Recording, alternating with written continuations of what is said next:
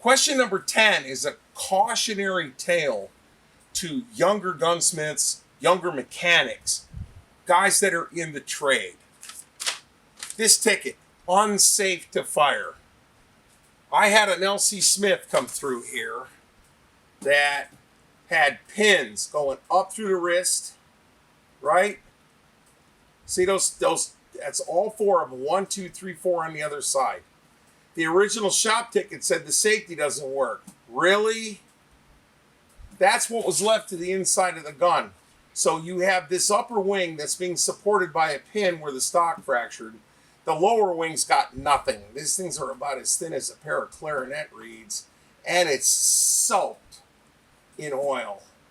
There's no way I'm going to send this stock out the door, because if you recoil load this stock, you're going to hurt somebody. So this is the dilemma. There's two sides to a gun like this. And I'm going to tell you, this guy blew a fuse when he found out that I DQ'd his gun. And I couldn't really understand why he blew the fuse, but I'm going to tell you why I think he did here in a couple of minutes. There's a legal side to this, and there's a moral side to this. I sent this thing back with the firing pins out of it in a plastic bag, sent back with firing pins removed and in a separate bag. I sent it back with all its parts, but I sent it back in such a way that somebody that knew what they were doing was going to have to put this gun back together again before they could hurt themselves with it. So the dilemma turns into this. You know this gun's going to hurt somebody, but they own the gun. I don't care. I'm not going to even talk about the legal side of this. I'm going to talk about the moral side of this.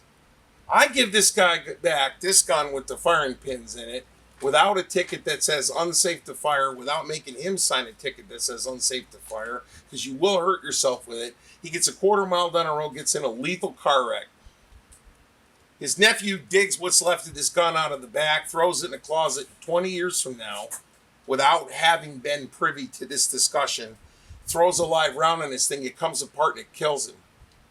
That's on me. That's on you, right? That's sending a car out the door with known brake line leaks. I don't know where you're at, but you know better.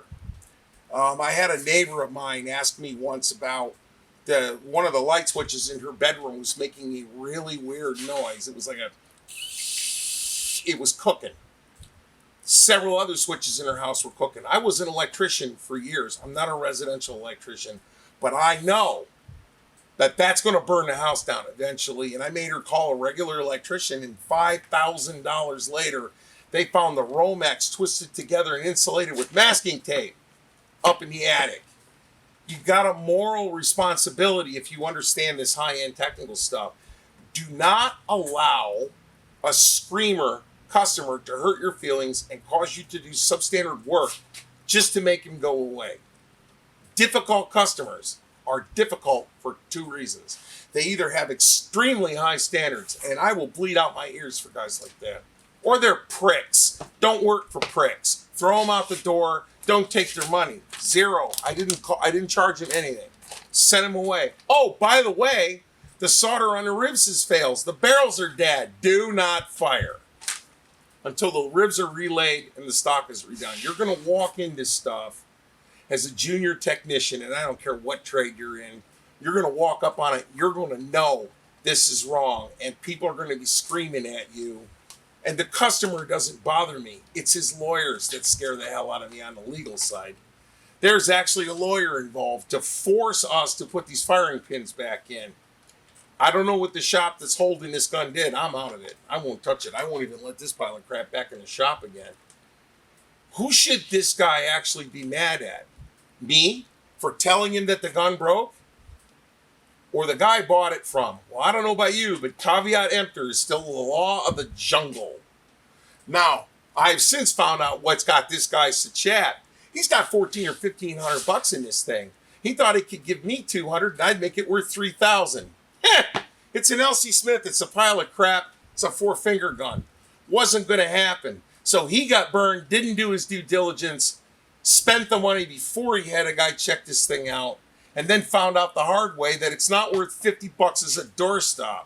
It won't even hold torque as a canoe paddle. cautionary tale. Patently refuse to do and get paid for substandard work.